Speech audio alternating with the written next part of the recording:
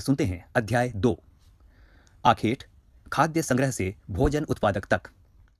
पृष्ठ संख्या 11। अध्याय 2। आखेट, खाद्य संग्रह से भोजन उत्पादन तक। तुषार की रेल यात्रा। तुषार अपने एक रिश्तेदार की शादी में दिल्ली से चेन्नई जा रहा था। रेल में उसे खिड़की वाली सीट मिल गई, जहां से वह बाहर का नजारा देखने में मगन हो गया। तेज दौड़ती गाड़ी से उसने देखा कि पेड़ पौधे, घर, खेत खलिहान बड़ी तेजी से पीछे की ओर छूटते चले जा रहे थे। तभी उसके चाचा ने उसके कंधे पर हाथ रखकर कहा, पता है, लोगों ने मात्र 150 साल पहले रेल से यात्रा करनी शुरू की थी। बस तो इसके 1 दशक बाद आई। तुषार सोचने लगा कि जब लोगों के पास आने जाने के लिए तेज रफ्तार वाली सवारियां नहीं थीं, तब क्या वे यात्रा ही नहीं करते थे? क्या वे अपनी सारी जिंदगी एक ही जगह पर बिता दिया करते थे? नहीं, ऐसी बात नहीं थी। आरंभिक मानव, आखिर वे इधर उधर क्यों घूमते थे? हम उन लोगों के बारे में जानते हैं जो इस उपमहाद्वीप में 20 लाख साल पहले रहा करते थे। आज हम उन्हें आखेटक, खाद्य संग्राहक के नाम से जानते हैं। भोजन का इंतजाम करने की विधि के आधार पर उन्हें इस नाम से पुकारा जाता है। खासतौर पर खाने के लिए वे जंगली जानवरों का शिकार करते थे, मछलियां और चिड़िया पकड़ते थे, फल मूल, दाने, पौधे पत्तियां, अंडे इकट्ठा किया करते थे। आखेटक खाद्य संग्राहक समुदाय के लोग एक जगह से दूसरी जगह पर घूमते रहते थे। ऐसा करने के कई कारण थे। पहला कारण यह कि अगर वे एक ही जगह पर ज्यादा दिनों तक रहते तो आसपास के पौधों, फलों और जानवरों को खाकर समाप्त कर देते थे। इसलिए और भोजन की तलाश में उन्हें दूसरी जगहों पर जाना पड़ता था। दूसरा कारण यह कि जानवर अपने शिकार के लिए या फिर हिरन और मवेशी अपना चारा ढूंढने के लिए एक जगह से दूसरी जगह जाया करते हैं। इसलिए इन जानवरों का शिकार करने वाले लोग भी इनके पीछे पीछे जाया करते होंगे। पृष्ठ संख्या 12। तीसरा कारण ये कि पेड़ों और पौधों में फल फूल अलग अलग मौसम में आते हैं, इसलिए लोग उनकी तलाश में उपयुक्त मौसम के अनुसार अन्य इलाकों में घूमते होंगे। और चौथा कारण ये कि पानी के बिना किसी भी प्राणी या पेड़ पौधे का जीवित रहना संभव नहीं होता, और पानी झीलों, झरनों या नदियों में ही मिलता है। यद्यपि कई नदियों और झीलों का पानी कभी नहीं सूखता, कुछ झीलों और नदियों में पानी बारिश के बाद ही मिल पाता है। इसलिए ऐसी झीलों और नदियों के किनारे बसे लोगों को सूखे मौसम में पानी की तलाश में इधर उधर जाना पड़ता होगा। आरंभिक मानव के बारे में जानकारी कैसे मिलती है? पुरातत्वविदों को कुछ ऐसी वस्तुएं मिली हैं जिनका निर्माण और उपयोग आखेटक खाद्य संग्राहक किया करते थे। यह संभव है कि लोगों ने अपने काम के लिए पत्थरों, लकड़ियों और हड्डियों के औजार बनाए हों। इनमें से पत्थरों के औजार आज भी बचे हैं। इनमें से कुछ औजारों का उपयोग फल फूल काटने, हड्डियां और मांस काटने तथा पेड़ों की छाल और जानवरों की खाल उतारने के लिए किया जाता था। कुछ के साथ हड्डियों या लकड़ियों के मुट्ठे लगाकर भाले और बाण जैसे हथियार बनाए जाते थे। कुछ औजारों से लकड़ियां काटी जाती थीं। लकड़ियों का उपयोग ईंधन के साथ साथ झोपड़ियां और औजार बनाने के लिए भी किया जाता था। यहाँ 2 चित्र दिए गए हैं। इन चित्रों का विवरण इस प्रकार से है। पत्थर के औजारों का उपयोग। बाएं हाथ की ओर जो चित्र है उसका वर्णन इस प्रकार से है। इंसान के खाने योग्य जड़ों को खोदने के लिए किया जाता था। और दाईं ओर का जो चित्र है उसमें उस औजार का वर्णन है जो जानवरों की खाल से बने वस्त्रों को सिलने के लिए किया जाता था। पृष्ठ संख्या 13। रहने की जगह निर्धारित करना। मानचित्र 2 को देखो। लाल त्रिकोण वाले स्थान वे पुरास्थल हैं जहां पर आखेटक खाद्य संग्राहकों के होने के प्रमाण मिलते हैं। इनके अलावा भी और कई स्थानों पर आखेटक खाद्य संग्राहक रहते थे। मानचित्र में सिर्फ कुछ गिने चुने स्थान ही चिन्हित किए गए हैं। कई पुरास्थल नदियों और झीलों के किनारे पाए गए हैं। यहाँ पर मानचित्र 2 दिया गया है। पृष्ठ संख्या 14। चूंकि पत्थर के उपकरण बहुत महत्वपूर्ण थे, इसलिए लोग ऐसी जगह ढूंढते रहते थे जहां अच्छे पत्थर मिल सकें। भीमबेटका, आधुनिक मध्य प्रदेश। इस पुरास्थल पर गुफाएं व कंदराएं मिली हैं। लोग इन गुफाओं में इसलिए रहते थे क्योंकि यहाँ उन्हें बारिश, धूप और हवाओं से राहत मिलती थी। ये गुफाएं नर्मदा नदी के पास हैं। क्या तुम बता सकते हो कि रहने के लिए लोगों ने यह जगह क्यों चुनी होगी? यहाँ और एक चित्र दिया गया है। उसका वर्णन इस प्रकार से है। शैल चित्रकला। इनसे हमें क्या क्या पता चलता है? जिन गुफाओं में लोग रहते थे उनमें से कुछ की दीवारों पर चित्र मिले हैं। इनमें कुछ सुंदर उदाहरण मध्य प्रदेश और दक्षिणी उत्तर प्रदेश की गुफाओं से मिले चित्र हैं। इनमें जंगली जानवरों का बड़ी कुशलता से सजीव चित्रण किया गया है। इस पृष्ठ के अंत में और एक चित्र है और जिसमें प्राचीन काल की गुफाएं दिखाई गई हैं। पृष्ठ संख्या 15। पुरास्थल। पुरास्थल उस स्थान को कहते हैं जहां औजार, बर्तन और इमारतों जैसी वस्तुओं के अवशेष मिलते हैं। ऐसी पुस्तकों का निर्माण लोगों ने अपने काम के लिए किया था और बाद में वे उन्हें वहीं छोड़ गए। ये जमीन के ऊपर, अंदर, कभी कभी समुद्र और नदी के तल में भी पाए जाते हैं। इन पुरास्थलों के बारे में आपको अगले अध्यायों में बताया जाएगा। आग की खोज। मानचित्र 2 में कुरनूल गुफा ढूंढो, जो पृष्ठ संख्या 13 में दिया गया है। यहाँ राख के अवशेष मिले हैं। इसका मतलब यह है कि आरंभिक लोग आग जलाना सीख गए थे। आग का इस्तेमाल कई कार्यों के लिए किया गया होगा, जैसे कि प्रकाश के लिए, मांस भूनने के लिए और खतरनाक जानवरों को दूर आदि भगाने के लिए। आपके लिए प्रश्न, आज हम आग का उपयोग किस लिए करते हैं? यहाँ बॉक्स में नाम और तिथियों के बारे में बताया गया है। शीर्षक है नाम और तिथियां। हम जिस काल के बारे में पढ़ रहे हैं, पुरातत्वविदों ने उनके बड़े बड़े नाम रखे हैं। आरंभिक काल को वे पुरा पाषाण काल कहते हैं। यह दो शब्दों पुरा यानी प्राचीन और पाषाण यानी पत्थर से बना है। यह नाम पुरा स्थलों से प्राप्त पत्थर के औजारों के महत्व को बताता है। पुरा पाषाण काल 20 लाख साल पहले से 12,000 साल पहले के दौरान माना जाता है। इस काल को भी 3 भागों में विभाजित किया गया है, आरंभिक, मध्य एवं उत्तर पुरा पाषाण युग। मानव इतिहास की लगभग 99% कहानी इसी काल के दौरान घटित हुई। जिस काल में हमें पर्यावरणीय बदलाव मिलते हैं उसे मेसोलिथ यानी मध्य पाषाण युग कहते हैं। इसका समय लगभग 12,000 साल पहले से लेकर 10,000 साल पहले तक माना गया है। इस काल के पाषाण औजार आमतौर पर बहुत छोटे होते थे। इन्हें माइक्रोलिथ यानी लघु पाषाण कहा जाता है। प्रायः इन औजारों में हड्डियों या लकड़ियों के मुट्ठे लगे हंसिया और आरी जैसे औजार मिलते थे। साथ साथ पूरा पाषाण युग वाले औजार भी इस दौरान बनाए जाते रहे। अगले युग की शुरुआत लगभग 10,000 साल पहले से होती है। इसे नवपाषाण युग कहा जाता है। नवपाषाण का क्या मतलब होता होगा? हमने कुछ स्थानों के नाम दिए हैं। अगले अध्यायों में तुम्हें ऐसे अनेक नाम मिलेंगे। अक्सर हम पुराने स्थानों के लिए उन नामों का प्रयोग करते हैं जो आज प्रचलित हैं, क्योंकि हमें ज्ञात नहीं है कि उस काल में इनके नाम क्या रहे होंगे। पृष्ठ संख्या 16। बदलती जलवायु। लगभग 12,000 साल पहले दुनिया की जलवायु में बड़े बदलाव आए और गर्मी बढ़ने लगी। इसके परिणाम स्वरूप कई क्षेत्रों में घास वाले मैदान बनने लगे। इससे हिरण, बारहसिंघा, भेड़, बकरी और गाय जैसे उन जानवरों की संख्या बढ़ी जो घास खाकर जिंदा रह सकते हैं। जो लोग इन जानवरों का शिकार करते थे वे भी इनके पीछे आए और इनके खाने पीने की आदतों और प्रजनन के समय की जानकारी हासिल करने लगे। हो सकता है कि तब लोग इन जानवरों को पकड़कर अपनी जरूरत के अनुसार पालने की बात सोचने लगे हों। साथ ही इस काल में मछली भी भोजन का महत्वपूर्ण स्रोत बन गई। खेती और पशुपालन की शुरुआत। इसी दौरान उपमहाद्वीप के भिन्न भिन्न इलाकों में गेहूं, जौ और धान जैसे अनाज प्राकृतिक रूप से उगने लगे थे। शायद महिलाओं, पुरुषों और बच्चों ने इन अनाजों को भोजन के लिए बटोरना शुरू कर दिया होगा। साथ ही वे यह भी सीखने लगे होंगे कि ये अनाज कहाँ उगते थे और कब पककर तैयार होते थे। ऐसा करते करते लोगों ने इन अनाजों को खुद पैदा करना सीख लिया होगा और इस प्रकार धीरे धीरे वे किसान या कृषक बन गए होंगे।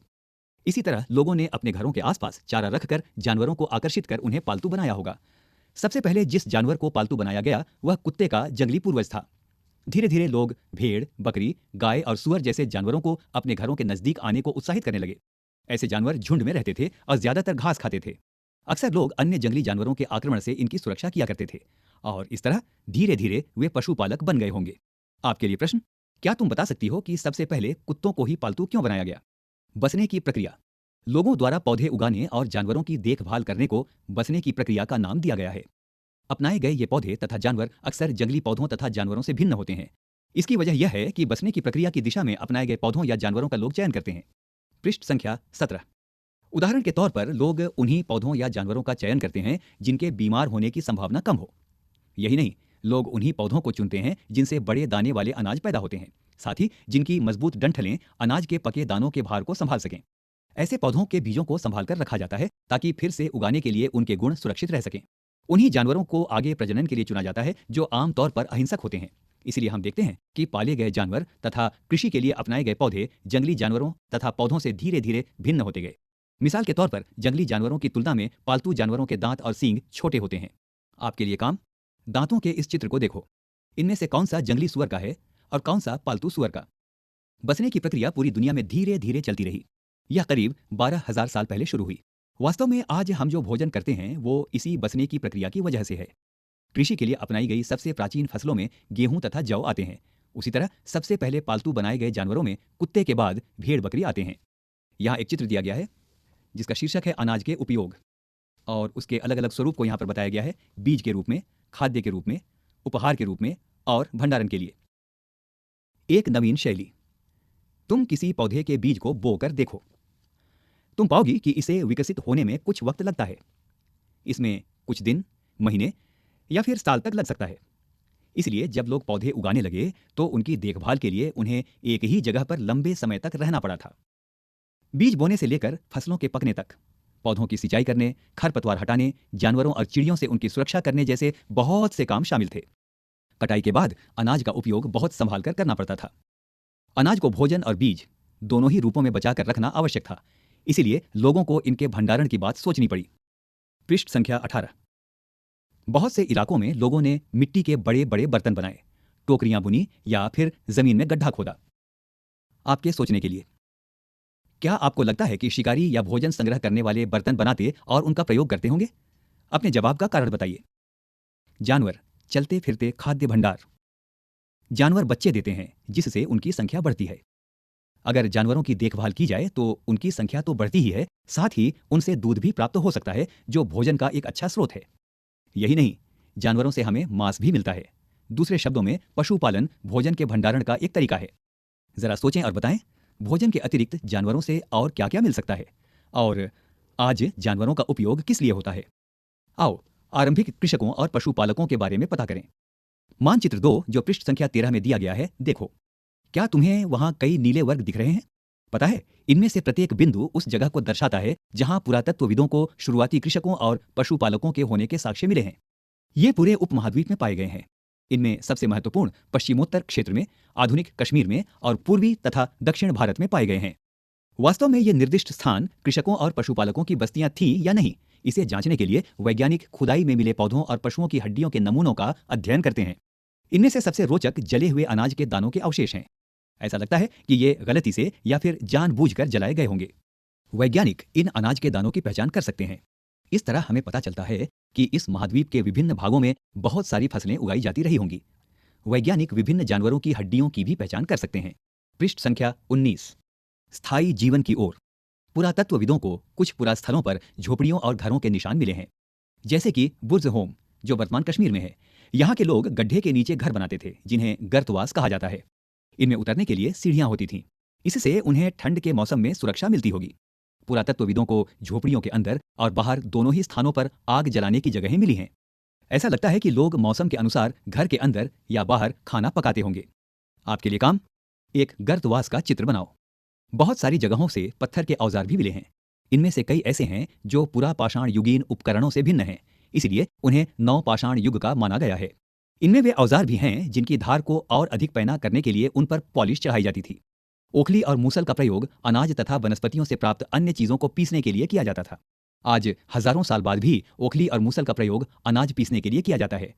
उसी तरह प्राचीन प्रस्तर युगीन औजारों का निर्माण और प्रयोग लगातार होता रहा। कुछ औजार हड्डियों से भी बनाए जाते थे। यहाँ नवपाषाण युग के कुछ उपकरणों का चित्र दिया गया है। पृष्ठ संख्या 20। सबसे पहले इस चित्र के बारे में जो इस पृष्ठ पर दिया गया है, और यहाँ एक पात्र का चित्र है और एक प्रश्न पूछा गया है, क्या तुम कल्पना कर सकती हो कि इस पात्र में क्या रखा होगा? अब आइए पाठ में चलें। नवपाषाण युग के पुरास्थलों से कई प्रकार के मिट्टी के बर्तन मिले हैं। कभी कभी इन पर अलंकरण भी किया जाता था। बर्तनों का उपयोग चीजों को रखने के लिए किया जाता था। धीरे धीरे लोग बर्तनों का प्रयोग खाना बनाने के लिए भी करने लगे। चावल, गेहूं तथा दलहन जैसे अनाज अब आहार का महत्वपूर्ण हिस्सा बन गए थे। इसके साथ साथ अब लोग कपड़े भी बुनने लगे थे। इसके लिए कपास जैसे आवश्यक पौधे उगाए जा सकते थे। क्या ये परिवर्तन हर जगह एक साथ ही आ गए होंगे? ऐसी बात नहीं है। एक तरफ जहां कई जगहों पर स्त्री पुरुष शिकार और भोजन संग्रह करने का काम करते रहे थे, वहीं अन्य लोगों ने हजारों सालों के दरमियान धीरे धीरे खेती और पशुपालन को अपना लिया। बहुत जगह लोग मौसम के मुताबिक बदल बदल कर अपनी जीविका चलाया करते थे। सूक्ष्म निरीक्षण, मेहरगढ़ में जीवन मृत्यु। सबसे पहले इस चित्र के बारे में जो यहाँ दिया हुआ है, ये मेहरगढ़ के घर का चित्र है। अब पाठ। मानचित्र 2 जो पृष्ठ संख्या 13 में मिलता है, उसमें मेहरगढ़ ढूंढो। यह ईरान जाने वाले सबसे महत्वपूर्ण रास्ते बोलन दर्रे के पास एक हरा भरा समतल स्थान है। मेहरगढ़ संभवतः वह स्थान है जहां के स्त्री पुरुषों ने इस इलाके में सबसे पहले जौ, गेहूं